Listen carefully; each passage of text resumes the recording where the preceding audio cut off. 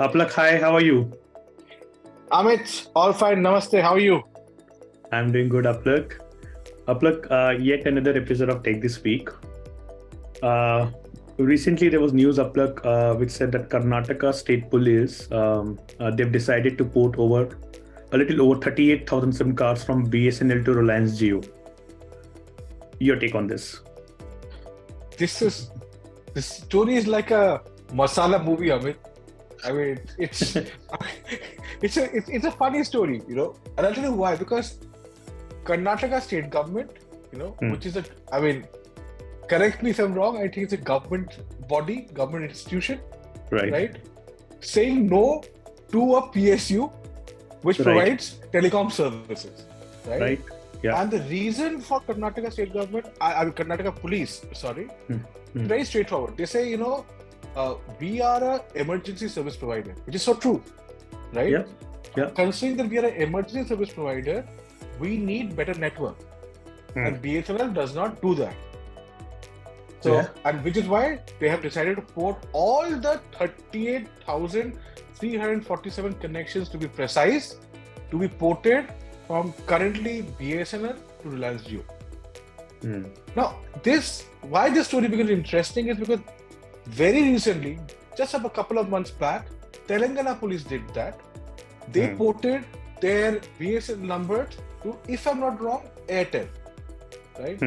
We also know stories of how Indian Railways is also using Reliance Jio.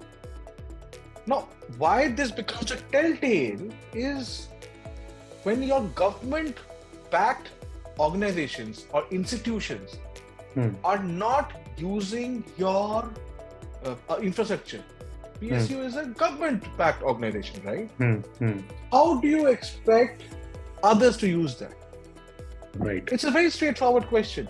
When the part of your fraternity is not ready to accept the services offered, right? It is not fair for others to accept. Just see how it is.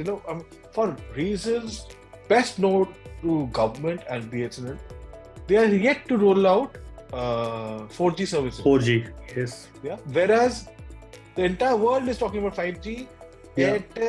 Airtel, Reliance Jio, and to a certain extent Vodafone have started rolling out 5G services. So while the world is talking about 5G services deployment, they are still about to roll 4G services. And what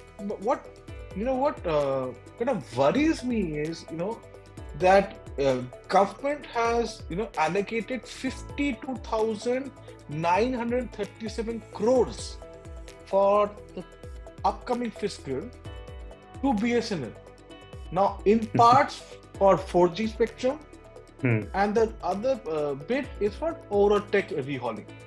Right. What is the use case? I mean, that is where I fail to understand. Is the use case only cater to the rural sector? But clearly, they are not the preferred vendor of choice as far as urban setups are concerned. I'm sure if you do a dipstick, BSNL will not come in the top of the mind, even in the first or second place. Right. Where does that leave BSNL? And very, very fundamental question: why do they exist at the first place? But the challenge, I'll tell you, just before I end this is, on the other hand, Vodafone is continuously eroding its subscriber base. Quarter on quarter, month after month, right? Every month we see a constant erosion of their subscriber base. So that just leaves you with Airtel and Reliance Jio. Yeah. Is that the only reason why Vodafone or BSNL exists? From a business market standpoint, it is never good to have a duopoly. A pure market operates with multiple players.